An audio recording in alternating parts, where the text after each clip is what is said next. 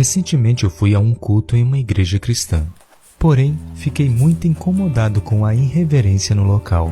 Nos primeiros bancos, haviam várias crianças, sem nenhuma supervisão dos pais, correndo de um lado para o outro, pulando nos bancos e falando alto. Tudo isso enquanto o culto acontecia normalmente. No final do culto, procurei os responsáveis para saber se era normal aquele tipo de comportamento e, para minha surpresa, descobri que aquelas crianças pertenciam aos líderes da igreja, os quais afirmaram que, como pais, não conseguiam mais controlar seus filhos.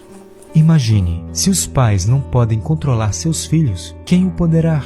Tal afirmação é uma negação do papel paterno, o qual deve ser usado para disciplinar e ensinar o certo e o errado. Porém, infelizmente, em nossa sociedade, muitas crianças são criadas em um lar sem regras, por pais que não impõem limites, e no contexto religioso, elas não são ensinadas a respeitar o sagrado.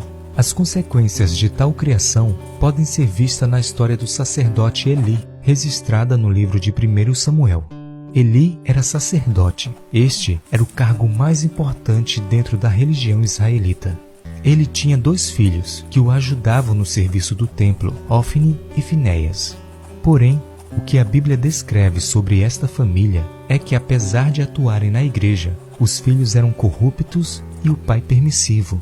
O verso 12 do capítulo 2 se refere aos filhos de Eli nas seguintes palavras: Eram, porém, os filhos de Eli, filhos de Belial, e não se importavam com o Senhor. Ofni e Finéias roubavam as ofertas trazidas ao Senhor, destratavam os adoradores e mantinham relações sexuais com as mulheres que iam ao templo. Diante deste cenário, Deus envia um mensageiro a Eli e o repreende. No verso 29 lemos: Por que pisais aos meus pés os meus sacrifícios e as minhas ofertas de manjares que ordenei se me fizessem na minha morada? E tu, por que honras teu filho mais que a mim, para tu e eles vos engordardes das melhores de todas as ofertas do meu povo de Israel? Existe uma gritante diferença entre Ana como mãe e Eli como pai. Ana consagrou Samuel ao Senhor. Eli permitiu que seus filhos se consagrassem ao pecado. Ana era mãe dedicada espiritualmente e resoluta na educação espiritual de seu filho. Eli era relapso, negligente quanto ao mau comportamento dos filhos. Ana conduziu Samuel a Deus. Eli, mesmo na casa de Deus, permitiu que seus filhos caíssem em pecados horríveis.